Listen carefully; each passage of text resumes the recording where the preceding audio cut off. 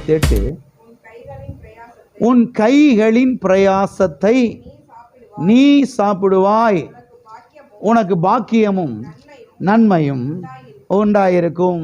உன் கைகளின் பிரயாசத்தை நீ சாப்பிடுவாய். யார் சாப்பிடுவாய்? நீங்க சாப்பிடுவீங்க. உங்க சம்பாத்தியம், உங்க வருமானம், உங்க பொருளாதாரம் எல்லாத்தையும் யார் சாப்பிடுவா? போலீஸ்கார் கிடையாது, வக்கீல் கிடையாது, மெடிக்கல் ஸ்டாஃப் கிடையாது, ஹாஸ்பிட்டல் கிடையாது. உன் கையின் பிரயாசத்தை நீ என்ன செய்வாய்? உன் கையின் பிரயாசத்தை ஊர் பையன் சாப்பிடுவா? உன் கையின் பிரயாசத்தை கந்து வெட்டிக்காரன் சாப்பிடுவா? எங்கேயாவது வாசிக்க முடியுமா? உன் கையின் பிரயாசத்தை, உன்னுடைய உழைப்பை, உன்னுடைய வருமானத்தை நீ சாப்பிடுவாய், உன்னுடைய வீட்டார் சாப்பிடுவார்கள், உன் மனைவி சாப்பிடுவா, உன் புருஷன் சாப்பிடுவார், உன் பிள்ளைகள் பேர பிள்ளைகள் என்ன செய்வாங்க? இதை விசுவாசிக்கணும். விசுவாசிக்காம நடக்காது எதுவுமே. விசுவாசிக்காம எதுவுமே நடக்காது. விசுவாசிக்கணும். இதான் சொல்லுவோமா? என் கையின் பிரயாசத்தை நான் சாப்பிடுகிறேன், என் கையின் பிரயாசத்தை நான் சாப்பிடுகிறேன், என் கையின் பிரயாசத்தை நானும் என் பிள்ளைகளும் சாப்பிடுகிறோம். ஹல்லேலூயா. அடுத்து சொல்லப்பட்டிருக்கிறது, உனக்கு பாக்கியமும் நன்மையும் என்ன செய்யும்? உண்டாயிருக்கும். பாக்கியம்னா பாக்கியவான், பாக்கியவதி, ஆசீர்வதிக்கப்பட்டவர்கள் புரிகிறது. அடுத்து சொல்லப்பட்டிருக்கிறது, நன்மையும் என்ன செய்யும்? உண்டாயிருக்கும். பாக்கியமும் நன்மையும், நன்மையும் கிருபையும் எங்க வாசிக்கிறோம்? சங்கீதம் 23:6 இல்லையா?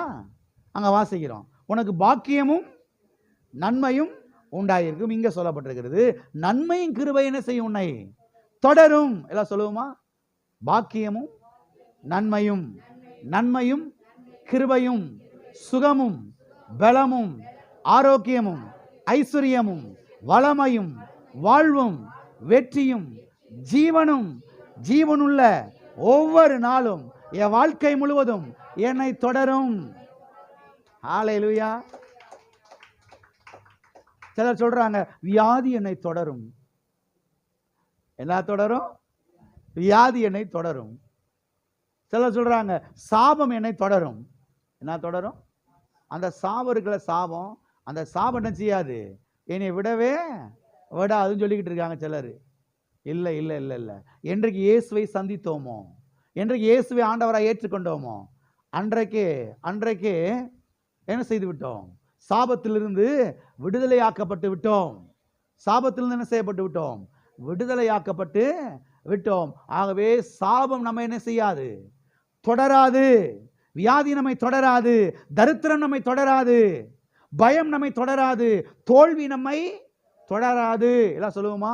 சாபம் என்னை தொடராது, தரித்திரம் என்னை தொடராது, வியாதி என்னை தொடராது, தீமைகள் என்னை தொடராது, தோல்வி என்னை தொடராது, நன்மையும் கிருபையும் ஆசீர்வாதமும் நன்மையும் வெற்றியும் என்னை தொடருகிறது.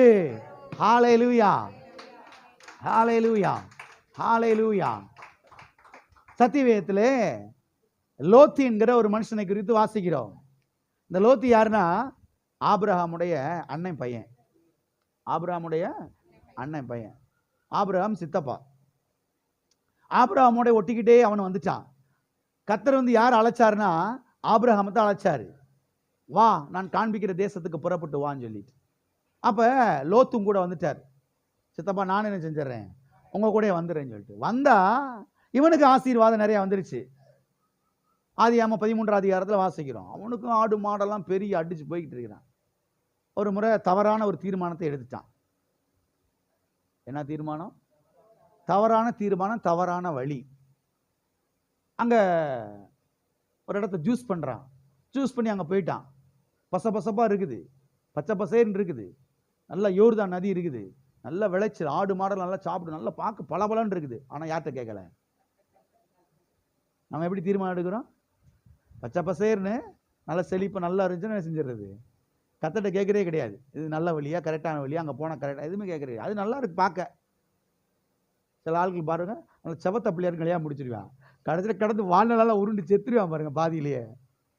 அறிவு இருக்கா, புத்தி இருக்குதா, ஒழுங்கா குடும்பத்தை கவனிக்குமா, அங்கே வீட்டுக்கு போனால் ஒரு குடம் தண்ணி கூட என்ன செய்யாது, இவன் கடந்து தூக்கிட்டு கிடப்பேன். புரியுது என்ன சொல்கிறேன்னு? கர்த்தர்ட்ட கேட்கணும். அதுக்கு தான் என்ன செய்யணும்? சரிங்க, கர்த்தர்ட்ட கேட்கணும். கர்த்தர்ட்ட என்ன செய்யணும்? விசாரிக்கணும். கர்த்தர்ட்ட கேட்டு எல்லாத்தையும் செய்யணும். இந்த லோத்து இருக்கிறானே அங்கே போய் இருந்துட்டான்.